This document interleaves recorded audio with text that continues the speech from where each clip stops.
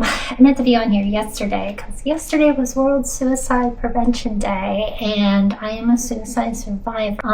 But fibromyalgia got in the way and I really don't want to talk about it right now because I hope I'm coming out of there. That's been lasting over a week now, and but my body's still very sensitive. I just tried moving some chairs this morning, just sliding them across the floor, and my body did not like that very much. It's sending pain signals and shooting pain, so it's just telling me I need to back off. And as much as my skates have been sitting by the front door looking at me like, hey, are you gonna take us out? I at least brought them up here today just as a reminder, but also realize I can't go out and skate right now, much less go to the gym, so I'm just gonna be a little gentler with my body today, see what I can move into through some exercises and somatic. So one of the things I wanted to share about Prevention Day, and you may have seen this through my stories and content that I was putting out there just to spread some awareness into ways that you can identify and the different types of like suicide awareness. The main things is for people who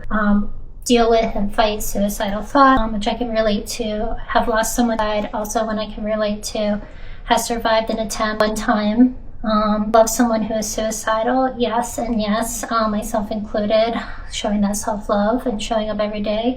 People who have no support system, I've had to work on growing my support system and just being out there, keeping the awareness alive, and people will be able to identify without verbal cues, you know, hey, like there's someone here maybe you want to open up with and talk with, who understands too, and being afraid to. So a lot of that from the material that I found, in ways that we can help each other is to check in, especially if we know someone who struggles with any type of mental health issues. It doesn't necessarily have to be just depression and anxiety, the whole spectrum.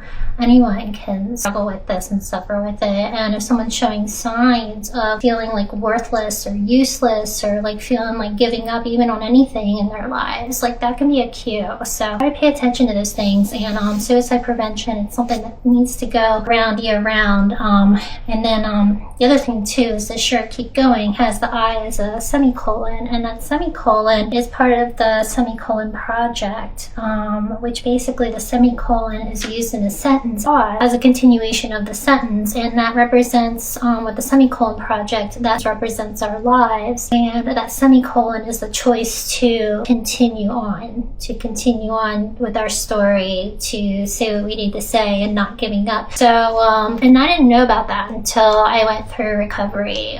There's just so much out there that I was not even aware of with having mental health struggles myself. So, Semicolon Project is one that is really worthwhile to check out. I'll try to put the link in somewhere. If it's not in this post, I'll put it in my Linktree bio, so that you can have it there at least for the month of September. So I'm gonna have to see it aside for now and just look at them and hopefully be able to rehab my body in the next few days, and maybe in the next day or two I can get out again. So until then, I'm gonna hit the yoga mat and get some exercise.